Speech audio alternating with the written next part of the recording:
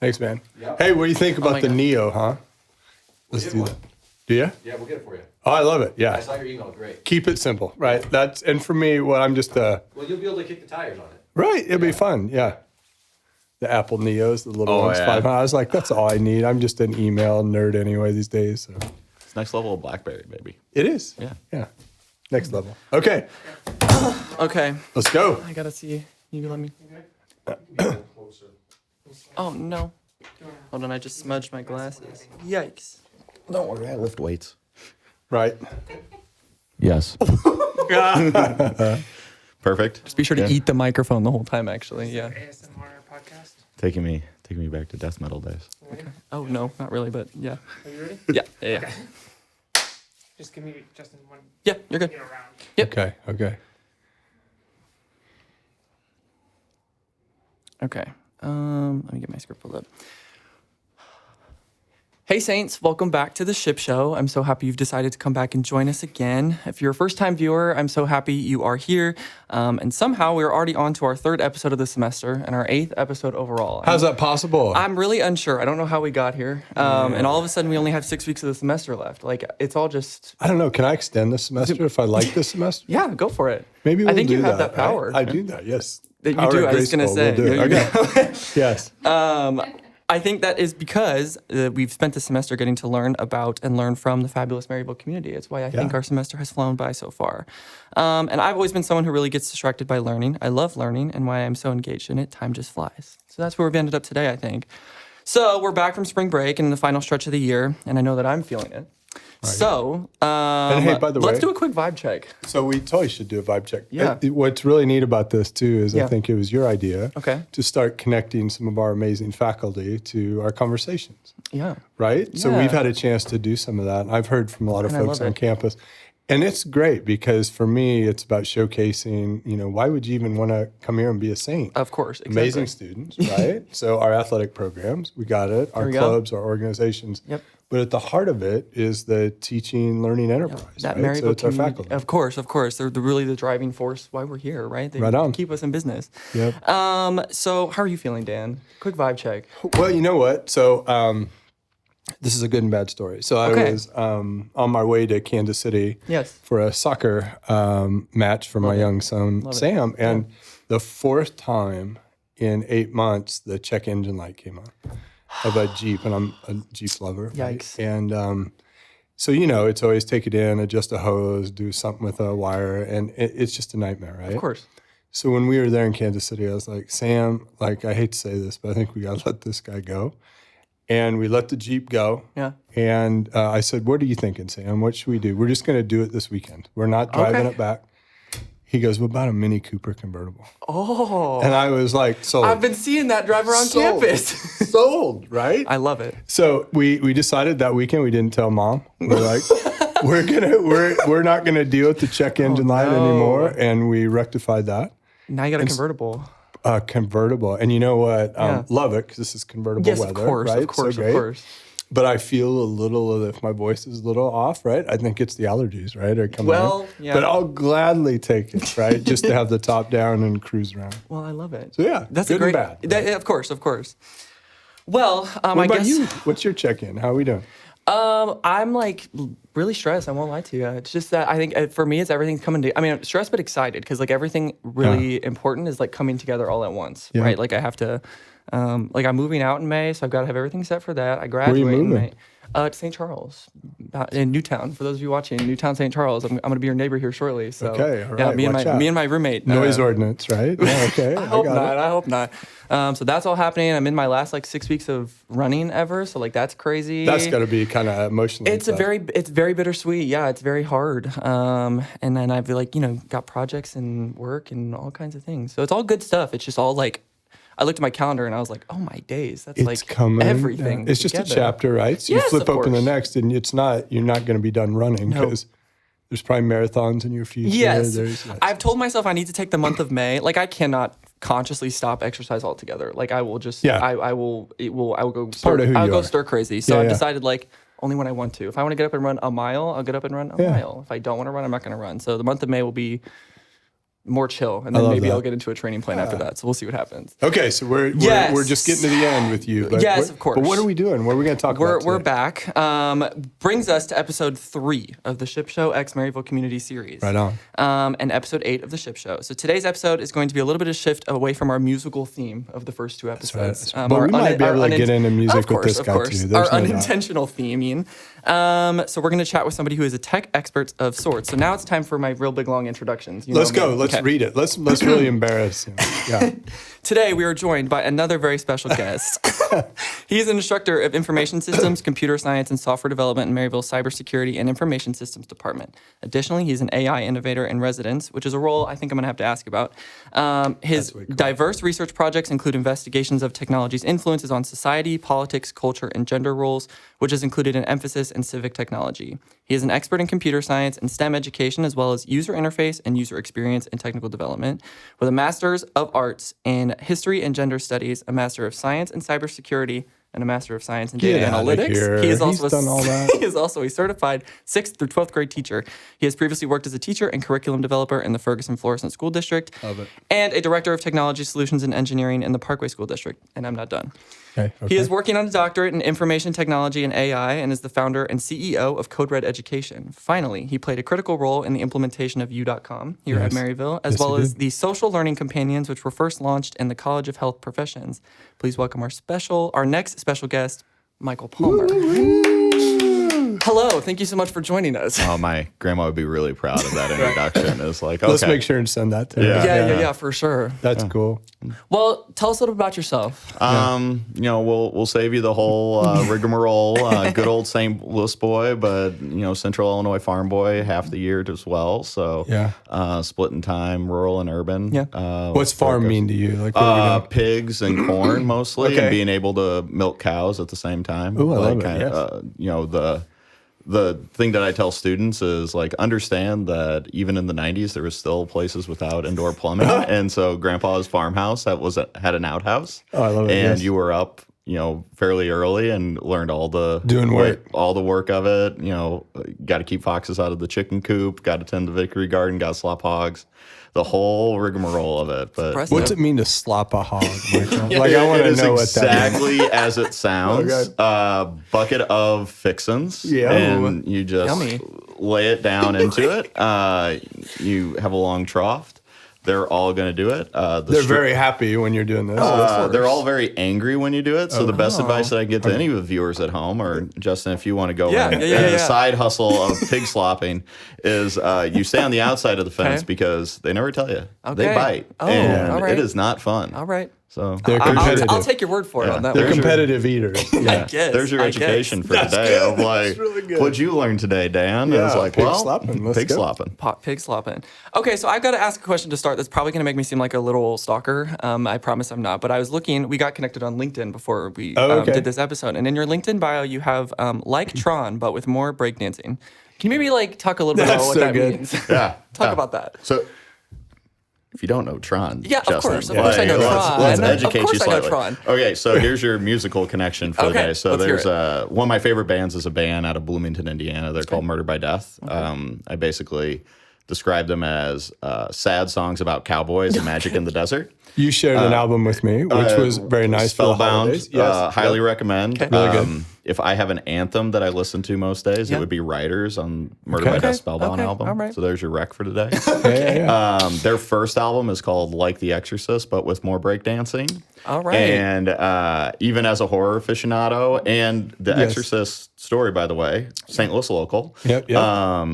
That's just not my vibe. One of my main things that I love, fourth favorite movie is Tron, mainly because of the idea you fight for the users. So it's something that I instill with our Yes. student of I like like you're it. always user focused. Yep. Tech has a really bad tendency to really go towards shiny and cool and like, oh, we can just do this. Like we should do it without understanding like should we do it, or do people even want us to go there? Right? Is like, my best example is kind of the metaverse and VR. Yeah. Is it's great for the people that love it, but a third of the population, including myself, get motion sick from it. Oh, and yikes. so if you have a third of the population Right. that can't use your tech, it's probably not going to be mainstream. Right. So always start to look for your users. So all my classes are really centered around the idea of Tron. We fight for the user. I love it. And then, but with more breakdancing, is that kind of spirit of murder by death of like, we're going to talk about serious things, but we don't have to talk about them necessarily seriously. Okay. So we can deliver stuff with like a softer edge and go through it, which is one of my kind of bits of advice for them as they go on to it is you're going to be in some very That's great advice. high profile meetings. Yeah. And it's, I hope all the best, and they're going to have some tense exchanges from it. But at the end of the day, you got to just realize like we can turn down the Right. midnight like, and go with some energy and some enthusiasm. Very electric boogaloo. Yes. Oh, yes. See, I was picturing Tron actually breakdancing, so that has a little bit more of an insightful meaning to me than. I'm sure that the internet has that someplace. Yeah. I mean, we got Tron guy Yeah. out there. Yeah, So this is true. This is the next level. If anybody in theater department wants to take on a project, like there we go. We might know some people. We that might could know do some that. people. Yes, yes. Well, you said Trauma's fourth favorite movie. What's 3, 2, and 1? So that would be Big Trouble in Little China, Bloodsport, and The Last Starfighter. Okay. I have those high-end tastes of The Last 80s. Starfighter, yeah. Yeah, like I haven't thought of that for a while. That's like, have you seen it? No. Okay, so Unfortunately. there's to-dos for you. That'll be on your Okay. to-do. they all Last Starfighter tangent is Go the for it. penultimate dream of any like 80s kid. You're Yeah. telling me that I can land a career and save the world by playing an arcade cabinet game. I love like it. that's the end of it. For sure it is. Yeah. Oh, wow. Well, there you go. Okay, so I want to talk a little bit about your role as AI innovator in residence. It's not anything I've ever heard before, so can you maybe tell me what that role Sounds cool. is? Yeah, Right? that sounds it really really does. Yeah, awesome. what's that involve? Abbreviates into being Air Palmer. So, Oh, so I very, love it. very elite, Love it, yes. rarefied air that we're in. I love it. But I wear Converse, not Nikes. Okay. So the AI innovator in residence role is with when AI started coming out and becoming more more integrated, Yep. more of a need, technology that's not going away and our students need it. We needed to really kind of prep the university. Yeah. Operations, courses, students, how do we actually deliver AI skilling, AI experiences that are beneficial to them, that will help the university, but really help our students to make sure that they're prepared for the workforce. Every kind of major and career possibility has a different way that AI is being utilized and can be effective. So how do we both kind of train our faculty and staff on how to effectively use it? Yeah. How do we create tools that are meeting those student needs or those faculty and staff needs to make their jobs better? And then how do we evaluate it to make sure that it continues to kind of live and produce those results? So we have different programs, different experiences that are placed around AI to make sure that the learners are getting what they want. I always like to throw out credit where credit's due, to throw it to Carol Berger and Jen Taylor in our nursing program. Love so it. they deal with our undergrad nurses Shout out. and grad. Yeah, shout out. that's a good shout out. They came to us with an idea of for undergrad nurses, they wanted to be able to practice diagnostics because it's a skill that just is built with experience. They can't get them into clinics yet at that level. Yeah. So how do we do it? So we were able to build an AI infrastructure and experience inside our U.com platform, our generative AI platform, that simulates a clinic. So like they'll log in and patients will like present a use case and these are their vitals and they'll have to start their basic diagnostics. It will provide a check for them of, That's awesome. it's lupus. Well, no, it's not lupus Right. and here's why, but maybe you want to check this. Can Yeah. you give us another diagnostic and give them that kind of safer space to coach them and make sure that they're getting that experience well before they naturally would so they can hit the ground running. Yeah, that's awesome. And I think I have found, it kind of segues in my next question, but I'll preface it a little bit. Like I have found great use, especially U.com. I wrote in my notes that I'm gonna quote myself, which I rarely do. I said, I love you.com with my whole heart and soul because I love you.com so much. Look I do. at that. I do. I know. There you go. I use it every day. I think it's fantastic, especially in my field as a comm student. It's a fantastic creativity tool. It's a fantastic productivity tool. I mean, it's exactly what it's designed there for. It has helped me with countless projects.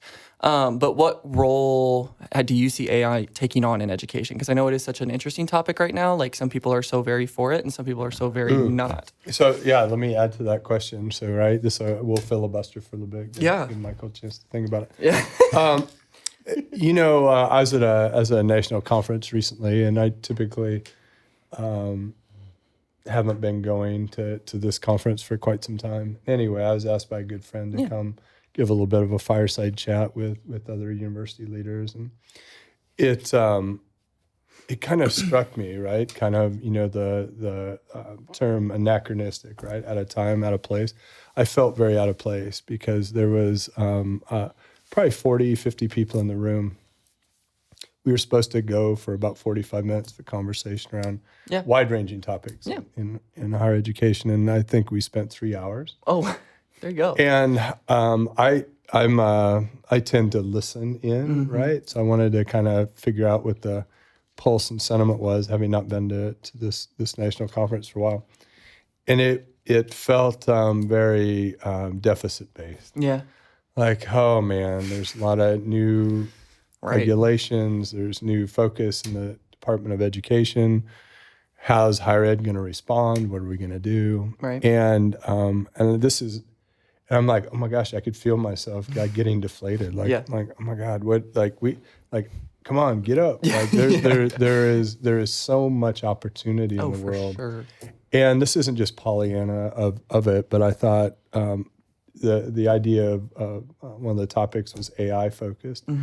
And it was very much like, it felt like I was in the 70s, right? It was kind of like, well, we're worried about AI doing our students' homework and it's going to affect their ability to be critical, creative thinkers. And I was like, that is just not the world we're in here at Maryville. And I think for our students and faculty, it's a great advantage that we're kind of leaning in very different, new, unique ways to figure out how AI can inform our pedagogy and our curriculum. And Michael's one of those leaders. But I just thought, coming away from that, I thought, this is where most people are living right now. And so kind of react to that, Michael, and talk about... Welcome to like half my day today. Is like most things in life, I think that this can be summed up by a Danny DeVito movie. Okay. Right? So giving you your cultural leeway as you go off into the real world.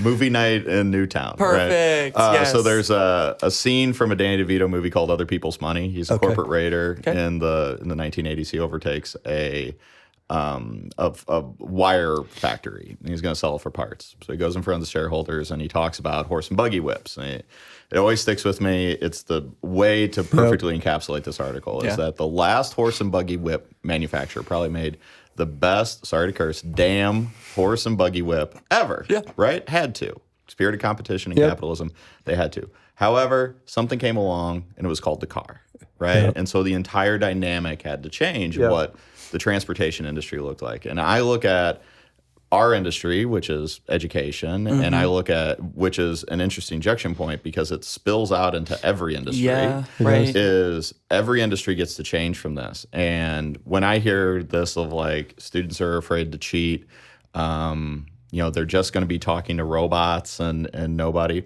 I really think that is a huge opportunity for any sort of person that's working in education right now to really recenter what it is. Because if you look at like all of us as faculty, other than like frequent trips to detention, I was a pretty good student, and pretty much everybody at some way you figured out school. You kind of reached this level you had to. For sure. Yeah.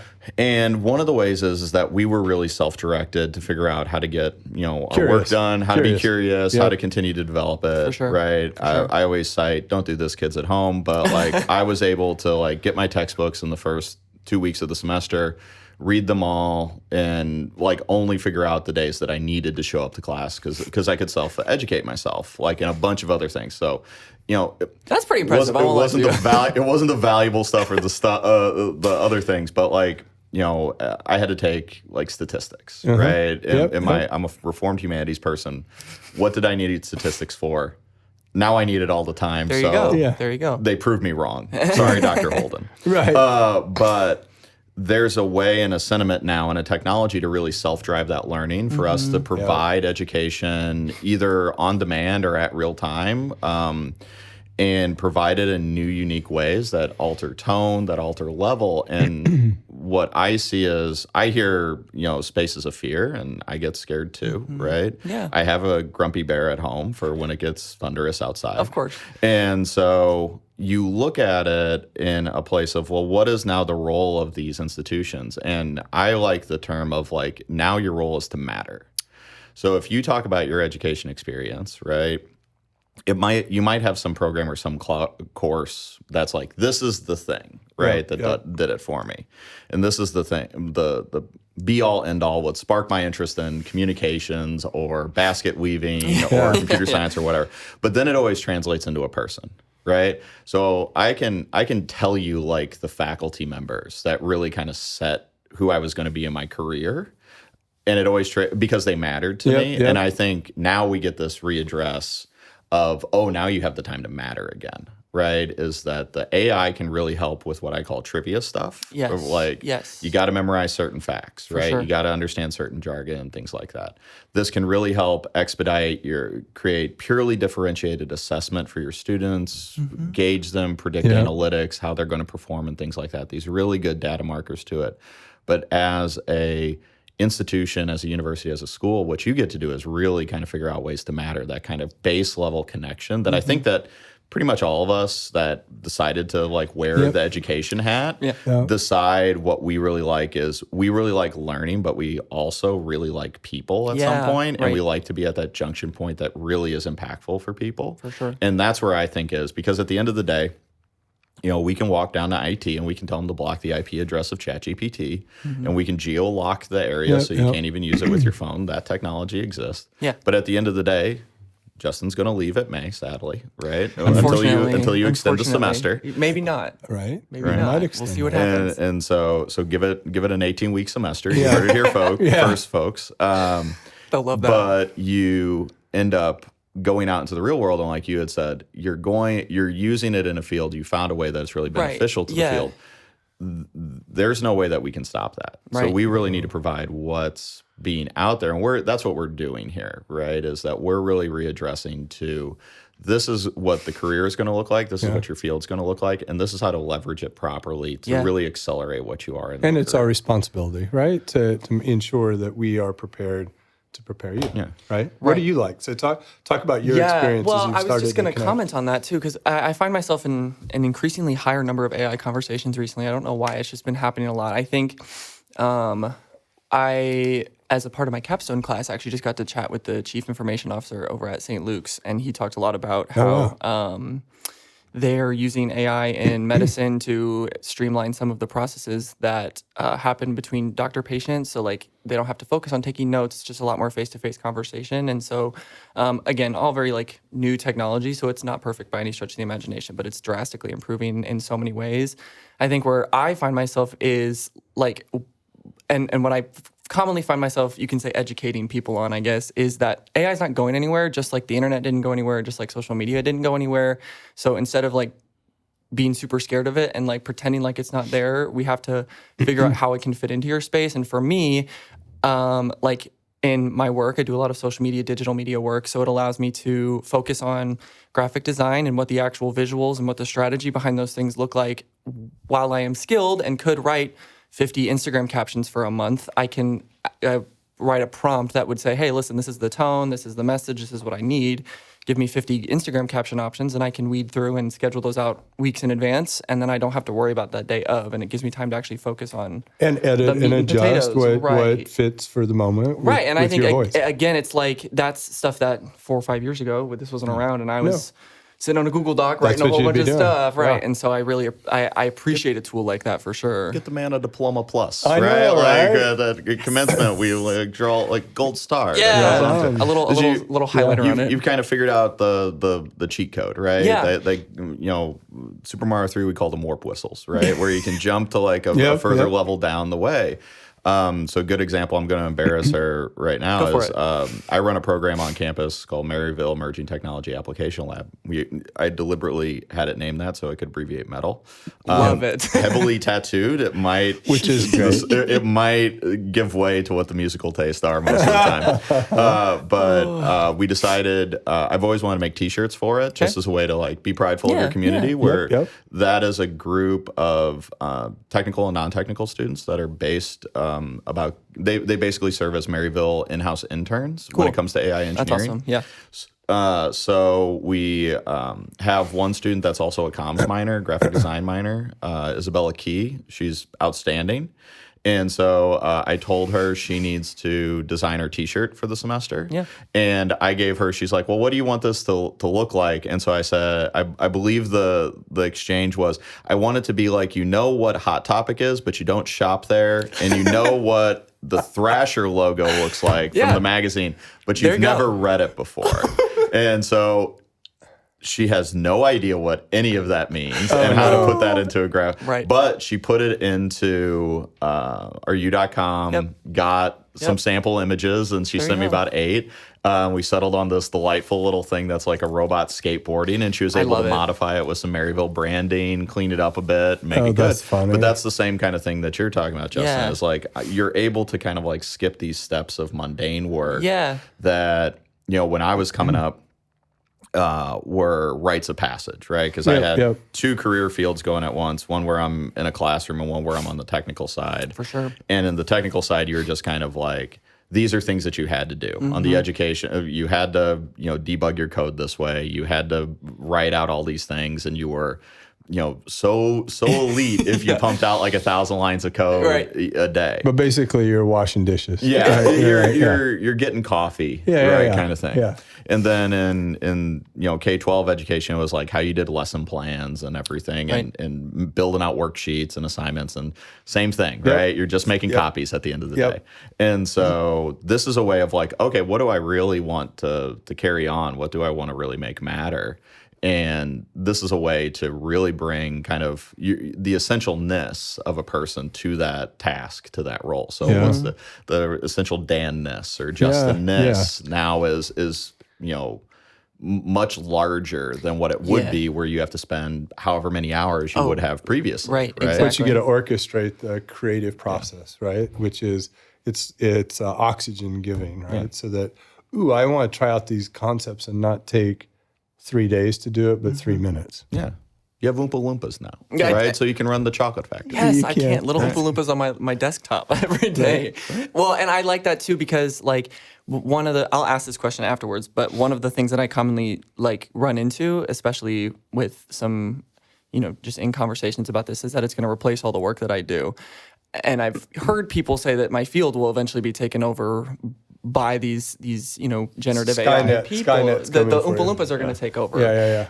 The problem is they only work with what I give them. So if there's somebody that stops feeding them food, then what are they going to do? They're just going to be stuck with what I've continued to feed them. So This is why I've never gotten the Terminator. In my time travel world, Back to the Future is greater than Terminator, right? Because in Skynet, at the end of the day, like, just unplug the thing, right? Like, where's this big problem coming from? And so I know that there's, AI optimists. The Yeah. future is all automated from us. We get to live in a golden age where we have robot servants and everything, like the Jetsons.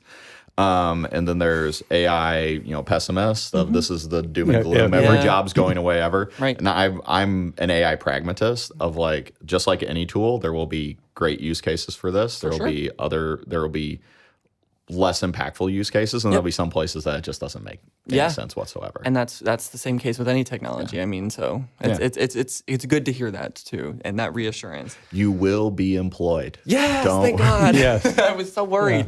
Well, so then that's a good, I guess, segue question. Then, what are some common misconceptions about AI that you've encountered? And then I'll hop off AI for a second. But what are some common misconceptions that you've encountered, particularly in education, and how do you think we can work to address some of those? The biggest one that I get is usually the one that you brought up is that this is a replacement, and I always look at it as an enhancement. Right? For sure. I hear the term cyborgs get thrown around as people that they use it, and they use it effectively and really well. Yeah. But I think that's one of the biggest misconceptions is what we're seeing is really a reskilling that's happening. And there's a changeover that's happening in a lot of industries. So you hear all these things of like, AI layoffs happening. Yep. And then what you don't see is that the entry funnel for like entry level jobs of AI powered or AI native new hires is increasing.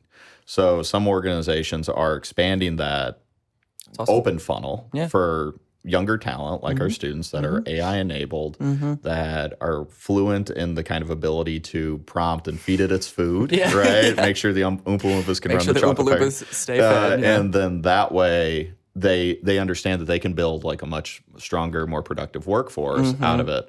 And the people that are really kind of thriving and still kind of survive it are the ones that are in industry right now too, that are learning these skills, looking critically at their workflows and doing it. I think that everybody, the other big misconception that's kind of tangent to this and adjacent is that this is all about efficiencies, right? So I think that it's more about enhancements and finding the proper places that we can really enhance things. So where can you run?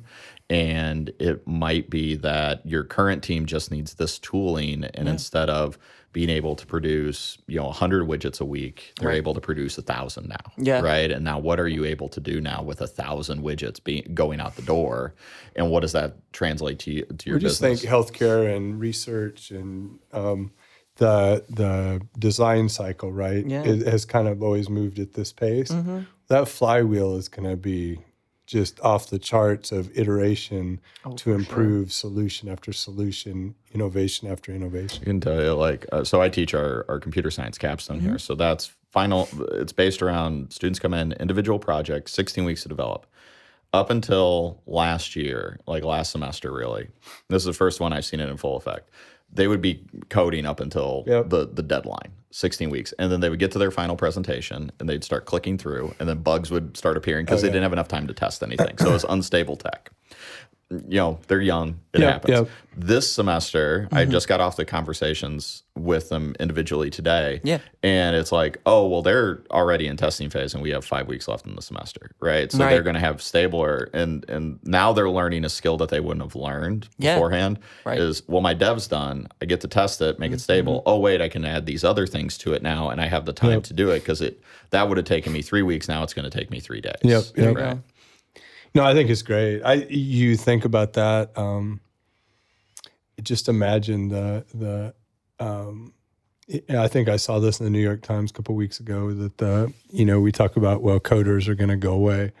No. Different coders are coming online. In fact, companies are hiring more coders, but they're differently able, right, to code and move forward with all types of projects. For sure. Well, it's actually funny. So I have a semi-related story to that. So I work for I'm the digital media intern of sorts for a small application, a tech startup of sorts. And we ran into some issues in terms of, we're developing and updating the app that is on the App Store. And so we had to take it down to do some of those developments. I have a web development background in the sense that I can do some pretty basic web development. I have no coding experience whatsoever. But my father, who's my boss and owns the web development company, one of my bosses technically, his co-owner of the application, God love him. If he's watching, he's probably not. We were needing to do some updates, and there was just a little bit of a misunderstanding about how AI worked in relation to coding. And he was like, well, if we just we can just upload this. And I was like, no. He's like, we could upload it all into AI and it'll just fix it for us. And I was like, right. And then in 2 weeks, we've uploaded all of our code into ChatGPT, and a new version of the application comes out onto the web quite literally the next day. And it's like, no, we can't be doing that. Yep. So we had to inform a little bit about how it can work with coding, because if you put in Yeah. exactly if you put a developer puts in information about this is what I need, it's like, okay, cool, here's what you do, here's how you'd write it all, now give us your code and we'll do it for you. And it was like, no, but it was a good lesson in teaching how, like you said, how it can help as a developer and something like that. So. Well, first off, you're a coder. If you're originally a web development guy, right? Yeah. So you're a coder. Well, give yourself your flowers. Thank you. But you're exactly right. And there's a way to look at that instead of like, hey, this code file's broken. Upload the entire thing and tell me what's fixed. Is like, hey, I'm having these kind of errors show up, and this is the way. Can you give me some solutions, right, to help address it? Because that application is unique to everything else. So yeah. I think it's the age of really being curious. We've all had so many ideas of like, gosh, if I could just figure out a technical solution for that, but either I don't know the right people or it's going to take me a semester or 2 semesters to work on. Well, no, I can begin to beta test things within weeks. Yeah. So taking an idea from your head and getting it into the real world. I love it. I think being able to be curious and ask really good questions is a start, and then to be able to utilize the tools. To help accelerate the whole design process. Yeah. What a gift. Like I just think, when you and I were in the 80s, right, watching war games, right? And you think about what is possible today with that's just right here at your fingertips. Right. I couldn't, you kind of thought maybe we'd get there someday, but it just blows your mind, the kid I was in the 80s, to see what you have available to you today. You're talking to a guy that like hard-coded his Dungeons and Dragons campaigns on an There you go. Apple II and BASIC. So like linear script all the way down. And it's the same thing of like, to be able to pump that out now in real time. I formed a ed tech company. It was when my oldest was just born, so I was holding a baby and typing at the same time. That took about 6 months of development and runway. That would have been so much easier Hours. now. So think of like our students now. Hey, you got this idea for a business or an incentive. You're graduating. Like, hey, go out and try it, right? You now have the skills. You now have the tech to go out. We have a lot of hope in you, Justin. Thank you. You and so many of our students will go out, and some of the scratches on the 8 ball that we've had, you're going to be able to repair a lot of that in record time. I hope so. Fingers Right. crossed. No pressure. High expectations, ceiling high Very high expectations the entire expectations, time. and you're going to hold me to them, and We'll that's see. okay. We'll see you at homecoming, and we'll want a clear track record of all these things. How much progress have you made? Yikes. So I'll get on it. I promise. Right out of the gate. All right. So you brought it up, but can you talk a little bit about your tech ed tech company? Yeah. So Doctorate education was built around. First, I'm terrible at naming things. It took me for somebody who suggested the name. I thought it was great. Sounds like Mountain Dew. That fits in the text line. I love Apparently, they would abbreviate it as Code Red, and it runs together and it's Code Red. So I will give them their props. There you go. In the stream. That's great. But it was built around a need that we saw. I was teaching at-risk youth at the time, really kids like. At the school I was, you were either coming back from incarceration, safe school, so 188-day full year suspension, or your second maternity leave. Okay. So Got it. Your goal was, we need to get you a diploma in whatever way, and then it was catch and release. We get you a diploma. Go for it. Yeah. Figure it out yourself, right? And they weren't figuring anything out. And so I was teaching like geography and civics at the time. Okay. I was starting to teach them basic like web dev at the time because no one was using the computer lab. Right. And that was getting kids to a comfortable spot where they could go to community college now and they would get IT certified in like CompTIA Plus or something. They now had a skill set that they could carry on. So Code Red was built around this idea of like kind of packaging collective technology and making it really approachable to the K-12 space. Yeah. So we were working with, at our peak, about 100,000 students across the 1,000 plus different classrooms in 5 different countries. Okay. Wow. And the idea was to train teachers and to more effectively deliver STEM education. So we would go into not just technical classrooms, but we were in like English and social studies classrooms of how do you build these skills into it so that you could, at the time in like 2012, 2013, and up until we closed shop at 2019, these were still kind of like really durable skills that we needed into it, right? Of how do we, and what's the easiest approach, right? Which was empowering the people that were going to see the kids every day, right? So they had access to about 100, 150 students every day. they didn't necessarily have the resources, so we were coming in as a cheap and affordable solution. We thought that we had made it when Google sent us a cease and desist letter, so that was great. Yeah. High praise. It was high praise. They had nothing to do with it, but apparently we had this moment where it's like, we did it. Like, they're afraid. And so, but it was one of those things of I've always been like a weird little subversive serial entrepreneur of seeing problems. Yeah. My wife points out is like, you're just really good at solving problems and figuring out how to make money off of them. There you go. And it's a skill. Hey, all right, everybody get it. Capitalize on that. And so it was just finding and seeing a problem and being able to provide that solution of what it is. And it's that humanities background. That's critical creative thinking. yep. Right? And so it's like the marriage of the fuzzy and the techie at the same time.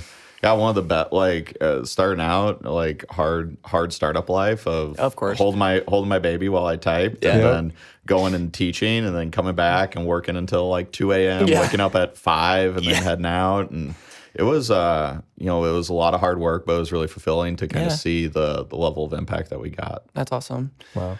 Well, and having worked in education in both K through 12 as well as higher education, what differences have you noticed in like how that technology can impact students at those different levels? So my big thing, I'm a big proponent in, K through about 8, you need to just play. Yeah. Right. Yeah. So I think kindergartners are one of the best classes ever to teach. Amen. If anybody's a parent or that is prime time to just marvel, because you tell them like certain things of like what are the uses of the Q-tip, and they come out, well, they're like, well, you can do this, but it's got to be orange and glow in the dark and float in water and 100 feet long. And you can throw it 50 feet. Yes, and it's not, and it spits fire, right? Yeah, there's no boundary. There's no boundaries whatsoever. They completely deconstruct it. And so for that, you just really need to cultivate that imagination. Of course. And when you get to this level, it's really kind of focusing it like a laser beam. Yep. Like taking that kind of energy that you've built up and figuring out how to do. My grandma used to have a saying of where, Michael was like nuclear energy. Yeah. So used properly, I could power a city or propel a submarine, but most of the time I just went boom. And we're really at those lower levels, you really want to cultivate like enough critical mass so that power they might be able to submarine, man. Yeah. Come on, and then here you get them to the point of like, now we're powering a submarine, because this is the last shot, right? When you leave here, we hope that you come back. Yeah, of course. And that you stay with us for forever in a monogamous relationship. But you're going to go off into the next big phase, right? Which is life, partner, collect pets and property. Yeah. And so we need to really figure out how to channel that so that you can be the best you that you can be. I love it. What a great sales pitch for why you'd want to come to Maryville. I was going to say, right. Have you ever done this? Have you ever, you've probably done this activity before where you're given like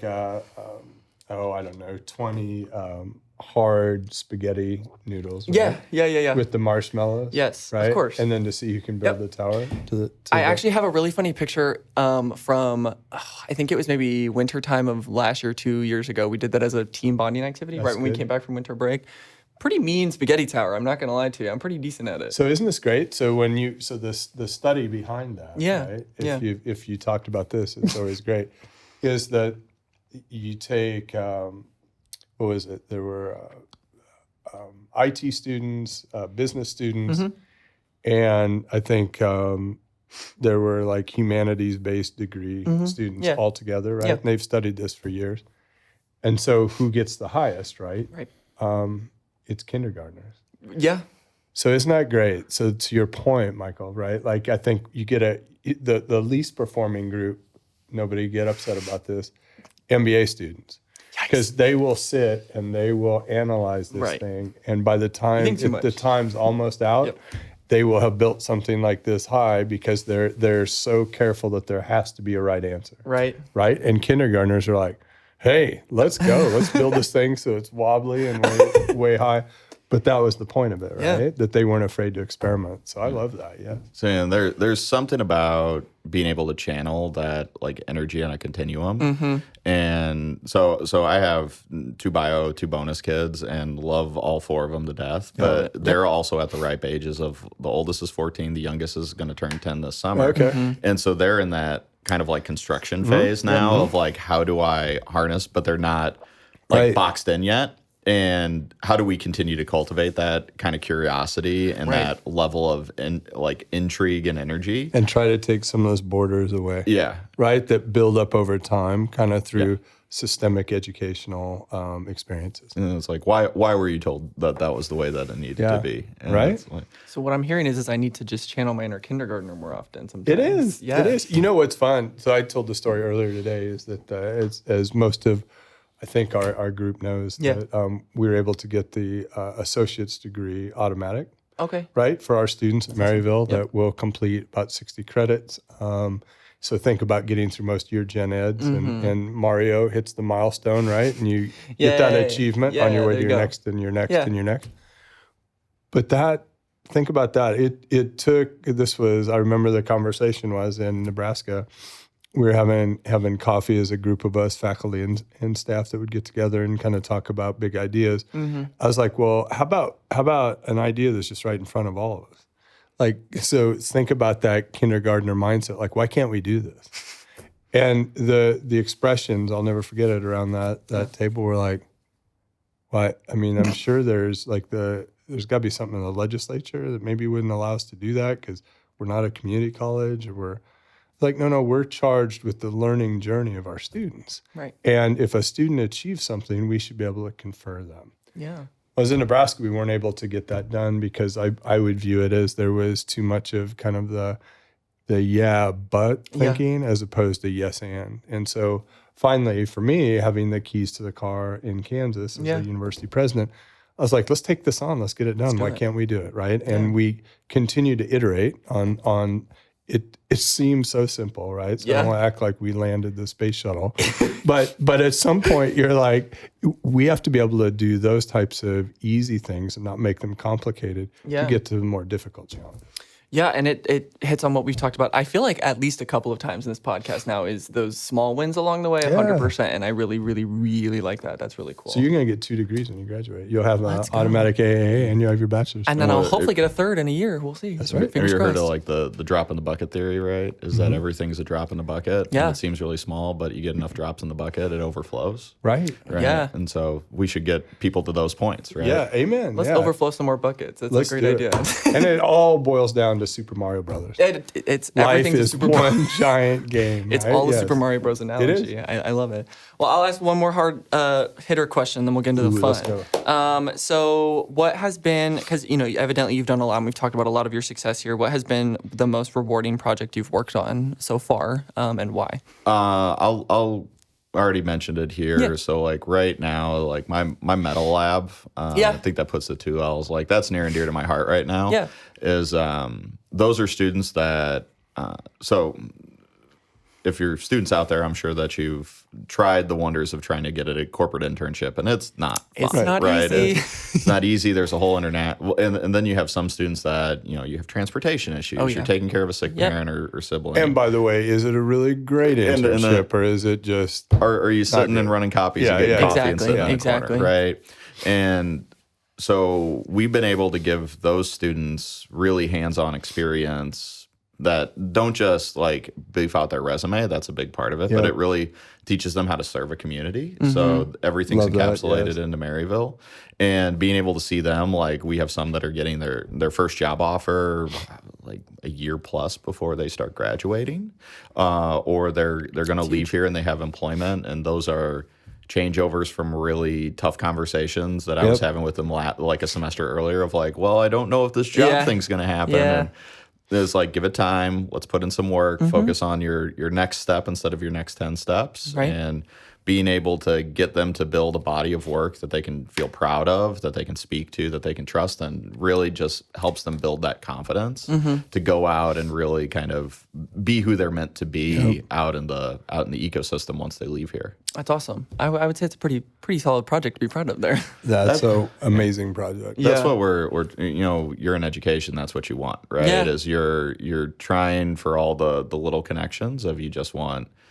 You want to be out there and to bump into somebody in 10 years and to see that they built the significant life that they're meant to build. Yep. Right? It's mission work, right? So, right, you think about as we're revising our mission, right? So making life better through education experience for you as an individual, for communities, neighborhoods, families. That's pretty easy to get up and want to do that work every day. 100%. All right, well, it's that time in every podcast episode. Let's go. So What we got? Here we go. I got a couple options here. We're going to start with the stupidest one, and then I'll ask another one Let's as well. go stupid first. Yeah. So, well, Speak my language. You touched on it at the beginning. So if you had to describe your personality using only a specific brand of cereal, what are we looking at? So we're starting with me. Go so, first. So I have to let's go hear with it. this. I'm the Get guest. ready. This spark. I saw this question previously, and it sparked debate in the Palmer household hear it. of it. Okay. I'm a big Monster cereal fan. Okay. If you go into my office, there is literally a print of all the Monster cereals. So Count Chocula, Frankenberry, Boo Berry, and everything into it. Oh, I'm coming over. It's right above the door. You can't miss it. I love it. And so I was like, originally like, I need to be Frankenberry. And my wife, you marry people that are much smarter, prettier, and better than you. Yes. And God bless her, she's like, you're not going to self-deprecate yourself. You're not Frankenberry. You're Count Chocula. And the reasoning is because people that like Count Chocula really, really love Count Chocula, right? Yes. Yeah. And it is only released during Halloween. So it is a unique experience that you can own. Is that the way it is now? Like in the past, it was always year round. available. And so Monster cereals you can only get now, and they'll discontinue them every now and then. So they'll try new flavors and they'll discontinue. And so Count Chocula, and I always find that funny because I tell students this again. Palmers are prone to like folksy aphorisms. So one of them was is that Michael's a very special flavor of ice cream. Oh, right? okay. Anybody can get vanilla, but I was like a Rocky Road or a Chunky Monkey. Oh yeah, or a fish, right? Fish food, like fish food. Cherries Garcia. There you go. Love it. And so it's this very unique experience, and I really love. Students usually have me multiple times, and there will be this incident where I'll be going through course, and a student that's never had me before will just kind of like look like, who is this guy? Like they let him teach. Yeah. And I've had several instances where a student will just be like, yeah, that's how Palmer does it. Like very so like you buy into the theory of how it runs. I think so there Count should be Chocula. I love it. Palmer cereal. Yeah. Like, wouldn't that be cool? But it has to Gotta be have out year marshmallows in round. it. Gotta have marshmallows. Gotta have And it's got to be out year round, not just Yeah, seasonally. yeah. Okay, let's work on that. What about you, Dan? Oh man, I can answer if you need to think about it. No, I got Okay. it. I got it. Go right to it. So I'm wondering if the whole red dye and coloring is going to affect this. It might affect Frank, don't you think? Yeah, Maybe a little Frankenberry. bit. So they're going to have to figure some other alternative. That's for okay. that. We'll But figure it out. Fruity Pebbles. For me. Okay. So I like how they get a little soggy. Yeah. Like and it has a weird texture, right? Yeah. When I was a kid, man, I could eat boxes. That's Fruity valid. Pebbles. Yeah. I think my answer is going to be a cereal that I used to be able to get everywhere, and it's called Waffle Crisp. It's a Post cereal. Let me tell you, I used to be able to get that everywhere. Now you can only get it at like select Walmarts. I've found Waffle Crisp. Waffle Crisp. It's Okay, literally I just a don't know small that. little piece of waffle. It's perhaps the best cereal I've ever eaten in my life. But I think it works. Well, it doesn't work with my personality now because I'm very like public facing. I mean, I'm talking to a camera that's going to be out into the world. But I used to kind of be this like. Do they video these? I didn't even know. Oh, I guess they do. I guess not. That's just how they show up. Okay, good. It used to be this like small little like nobody knew about it, but like super sweet and super awesome, and Yeah. I feel like that was pretty accurate for me. That's a Super good way sweet, to super describe- awesome. How Yeah. better to describe it, right? I'm a good I like person. texture. What can I That's say? why. Yeah, That's right. I don't know what that says about me. it's okay. Okay, one more. If you could only have one app on your phone for the rest of your life, which one would it be? And don't say something boring like messages or like Snapchat, Instagram, Facebook.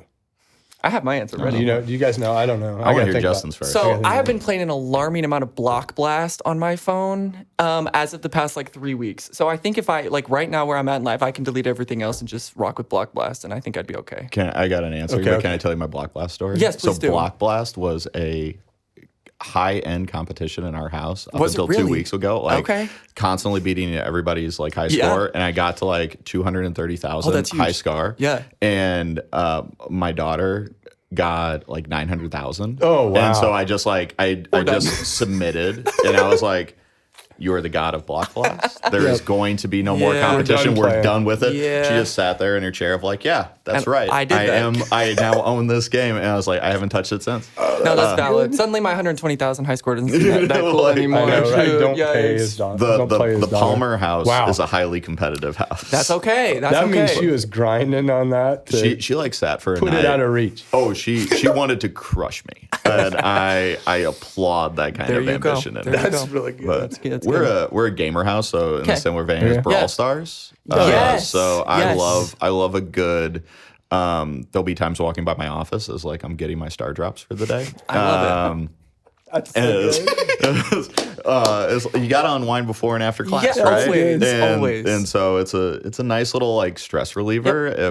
If I'm gonna kill off all the other apps on my phone, it needs to basically become a Game Boy. Yes, I support. Okay. Ooh. So Dan, I don't what's know your the hard name hitter? of it, so I Okay. should know the name. So my son Finn, we just got back from a little trip he and I took together. Yeah. But he plays. It's you kind of play this with friends, right? So Okay. it's a variety of play with a friend or a bot, but it's animal stacking. So have you ever done this? Animal stacking. So it is. So it's like Okay. maybe kind of like a Tetris game. But okay. so we would play it. Yeah. And so it might drop a caribou, and then I get to place the caribou, and then it goes to you. Yeah. You might get a penguin, and he has to stack the penguin. Oh. And so your job is like Jenga a little bit. You can't let one of the animals fall off the table. Oh, okay. So it's really great. So we passed a lot of time in the airport. That's great, Playing yeah. animal stacking. So maybe that's my new favorite. I don't know. No, right? and I think, these are three fantastic uses of technology that are outside of. This yeah. is great. This is exactly what I would want on a phone. It's just Yeah. playing games all the time. You so. don't need a weather app. You No, just look outside. I'll just right? look Right. outside. Looks okay. Looks Looks great. okay. I'm gonna go play Block Blast. I love it. Well, that's all I've got. That's all I've got. Did I do a good job? Do you think? You were awesome today. What about any last words, Michael? Yeah. What should we be thinking about as we head toward summer? We're at the tail end of the semester. Yeah. Hey, folks, be kind to each other. Don't There you yuck go. on another person's yum. Yes. Right. Oh, I say that all the time. Everybody's That's a little good. stressed right now. Yes. So just all be a little kinder, be a little nicer. It'll it. make everybody's Yeah. March, April, May a little bit sweeter that way. Yep. I always think there should be a little surfer in everybody, right? Like Just a Yeah. little relaxed. All right, we're gonna get through this. There we go. I'm really excited as we head toward summer. I think we'll have one more episode Mm. before we get into summer. We should. Do we have a major summer plan besides the move and getting? I'm to- gonna start a new big job and hopefully, internship, I should say. Yeah. And then start up the masters in the fall. Moving out, it's all gonna come together. I think I've talked about my last few weeks of May. I think all in the same 3 to 4 week period. I sign a lease on my apartment, move out of the apartment into the new apartment, and then I will run track conference on a Thursday, come back on a Friday, come back that Friday, graduate on a Saturday, move out on a Sunday, go to Arizona for a week, and What are we then doing come there? back. Just traveling, just hanging out. Oh, fun. Family trip to Arizona. So that's all gonna happen, and then I'm gonna come back and then have to officially move in, and then I start the job. Wow. So the low time is actually when the job starts, which I know is Right. crazy to think about, but But that's kind of that's Yeah. a crescendo. yeah. Like, So that's it's gonna a be lot great. of things, just very fun, a About you? lot. So Summer. Anything? Summer, we're outrageous. we're outdoor. We have live across in Illinois, and we have the old school 1980s outdoor pool. Love it. That's part of the city, so we do a lot of pool you sitting, and then my boys and I always have a trip. You want to talk about nerdy? Let's hear it. Every year we go to it's called G Fest in Chicago, Okay. Godzilla, a convention for Godzilla, and this year there's a That's there's a awesome. Pokemon exhibit at the Fields Museum, Oh, and then Fields Museum. the world's largest arcade is just down the road, which is called the Galloping Ghost. All right. So really scratching all yeah. middle school Michael would look and man, you have made it. What is that this- Godzilla festival like? Oh, I bet. Oh, so you go in, they have their own arcade that's all Godzilla, Ultraman theme stuff, Yep. right? Yep, Godzilla. yep, yep. And then have vendors. You have like little panels. I got to meet Ultraman last year. No way. So that was really fun. right. They constantly are running movies, so they overtake a movie theater and they play thematically. And then like the crescendo event is there's a giant cosplay contest of my boys have never entered it.